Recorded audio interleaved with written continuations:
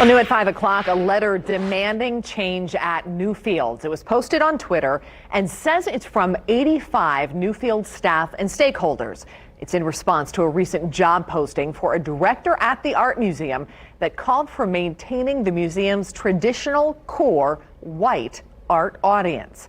The letter says staff spent 4 hours listening to senior leadership try to explain the posting and their plans, only to leave feeling more distrustful and confused. So the letter lists 4 demands. President of Newfields, Dr. Charles Venable, to step down. The contract with the search firm be terminated. Restructuring human resources so it operated independently. And representation on various boards to include IPS, local artists, and arts organizations. The letter states it was signed anonymously due to a culture of fear and retribution. Well, a petition is also circulating following the job posting. Hundreds have already signed it. News 8's Logan Gay has details on the demands for change at the Art Museum. More than 600 people signed a petition demanding Newfields become a more inclusive organization.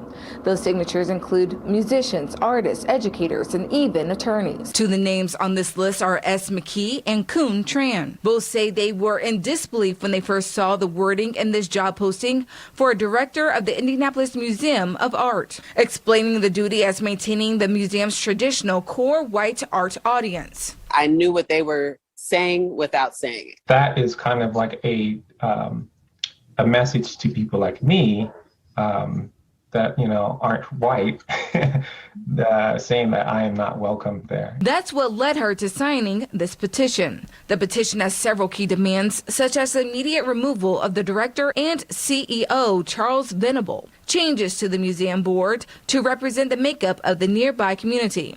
I feel like the voices that make the decisions there should actually represent and look and sound like what our community looks and sounds like. The petitioners are also asking groups like the Lilly Endowment that provide funding to the museum to hold pending or future funding until changes are made. If you are giving money to an institution, that tells me that you are in support of what that institution stands for. The Lilly Endowment issued this statement in response to the demands from the petition. All Lilly Endowment funding that has been approved for Newfields has been fully distributed, and there are no pending requests from the Newfields currently under consideration. Both McKee and Tran say they don't plan to go back until they see changes from Newfields. Says that whatever ideals and practices that they have in place are based on old thoughts and processes. We're not going to let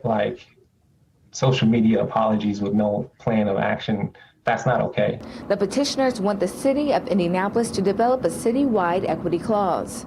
The city responded with a statement that reads, "Equity and inclusivity remain core values for the city of Indianapolis."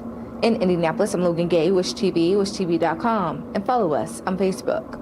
Logan, thank you. The Indianapolis NAACP called for reform and accountability today. It sent News 8 a statement saying the time is overdue for organizations to have uncomfortable but necessary conversations while reviewing their practices and policies, and then create a plan with accountable remedies to eliminate systemic racism through not only their words, but their actions.